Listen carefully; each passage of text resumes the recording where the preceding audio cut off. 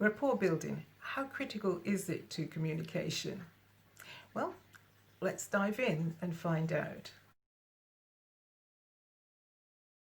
Hi, I'm Jen Joseph, here to release your confidence and mine. Right, rapport building. There are two aspects I'd like us to focus on in terms of how we build good rapport in our communication. One being empathy, the other being affinity. Now, empathy is about the ability to empathize, as I've already said, sorry, but to step into another person's shoe, to sit on that person's seat, to feel what they experience in a given event, experience, or occasion, so that we can build a sort of rhythm and harmony with them. But it's not just to build the rhythm and harmony, it's also about getting deeper and further engagement. Okay. Why is it important that we have this rapport? Well, without rapport, we have nothing in common. We have nothing to associate with. We have nothing to tie our communication to. And we certainly cannot purchase a person's loyalty or commitment when there is no rapport. And rapport has a lot to do with that infamous statement, what's in it for me? Should we really try to find empathy when asked, what's in it for me? Is that reasonable? Empathy is most useful when people are starting to demonstrate uncertainty and insecurity. So in terms of rapport now, we are trying to alter their paradigm about the information that we're passing on. Why? Because we want commitment, we want loyalty, we want followship.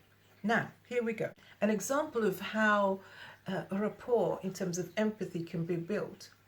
Take metronomes. I heard this story once, don't ask me where, I can't recall, but I heard this story about a person putting a room full of metronomes together, all at different rhythms. So they were basically doing their own beat, pure chaos. Absolute and total chaos. But what happened with the metronomes is after a while, they started to pick up each other's beat until they finally started to move to the same beat. Now, this is what we're trying to achieve when we're dealing with rapport in terms of empathy. We are saying, I can understand what you feel. I understand the insecurity that you're feeling at the receipt of my message. I can understand the level of uncertainty that it's producing in you. But rest assured that I am in harmony with you because I understand where you are. I am going to enable you to feel comfortable so that you can engage with me and alter your level of resistance towards this message. Well, you're not actually saying that to them, but this is what this element of communication is literally doing.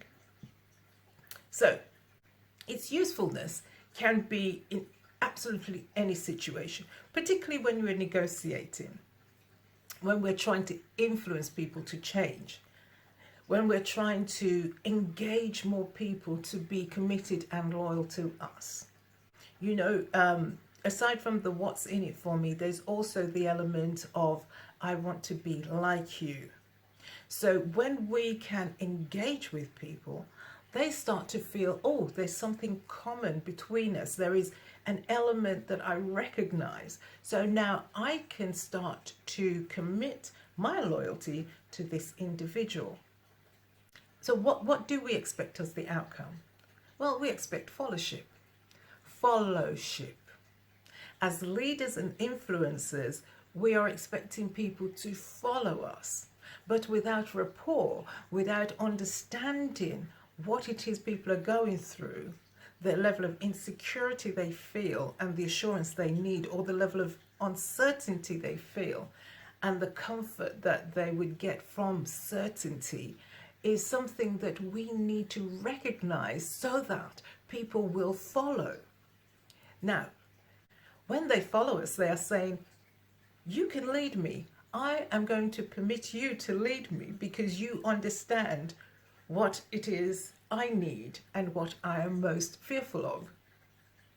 So, rapport, in terms of empathy, is key to what we are doing in our communication. Now, I would like you to go back to your journals and look at how you build rapport. What is it you're doing, not just in your communication, the words that you are stringing together, but in the tone of your voice, in your mannerisms? How are you building rapport so that people can recognize I'm safe? I'm Jen Joseph, releasing your confidence.